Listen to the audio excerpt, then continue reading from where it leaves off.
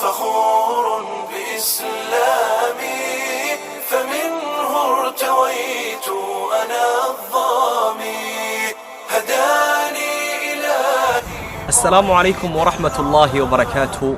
walaalayaal waa walaalkiin Muhammad oo mar walba khayrka iyo wanaaga idin soo gaarsiiyay la jecel. waxaan maanta idin wadaa hal kelmad ah oo hadii carabkaaga aad barto Ilaahay subhanahu wa ta'ala raali kaaga noqonayo. Allahu akbar.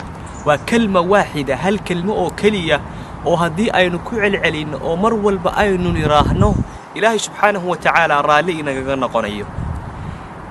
حديث كوسورين أنس بن مالك رضي الله عنه نبي عليه الصلاة والسلام وحيري إن الله لا يرضى عن العبد إذا أكل الأكلة فيحمده عليها أو يشرب الشربة فيحمده عليها. إلهي سبحانه وتعالى رالي أيوك غنقنا يا أضون كيسا أضون كمركا أو عنا أو عنه هدو إلهي سبحانه وتعالى أو مهد عليه أو الحمد لله أو يراهدو. sidoo kale haduu cabitaan adoonku uu cabo haduu alxamdulillah uu yiraahdo arrinka Ilaahay ba subhanahu wa ta'ala raali ku noqonaya.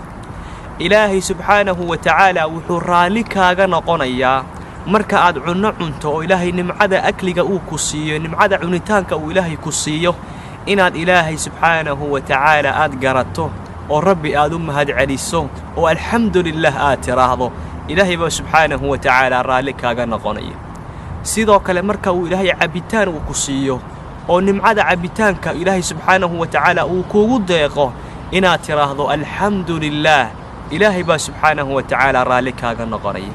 waa hal kelmo oo kaliya oo hadii carabkaaga aad barto marka aad wax cunto iyo marka aad wax cabto aad tiraahdo rabbiga khaaliqa ah ee adiga ku jirsiiyay ku abuuray adduunkan dhan jirsiiyay ee nimcooyinka faraha badan leh kugu deeqay raali uu kaaga noqonayo. xaka wanaagsan Ilaahay subhanahu wa ta'ala hayna wada waafajiyo. Ilaahay raali haynaga wada noqdo dhamaanteen.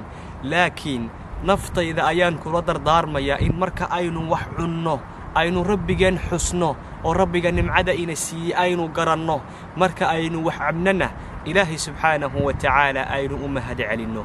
kelmadaasi waa alxamdulillah inaad tiraahdo marka aad wax cunto iyo marka aad wax cabto rabbiga khaaliqa ah ayaa raali kaaga noqonaya. walaalaha kale gaarsii khayrka si ajarka uu farabato.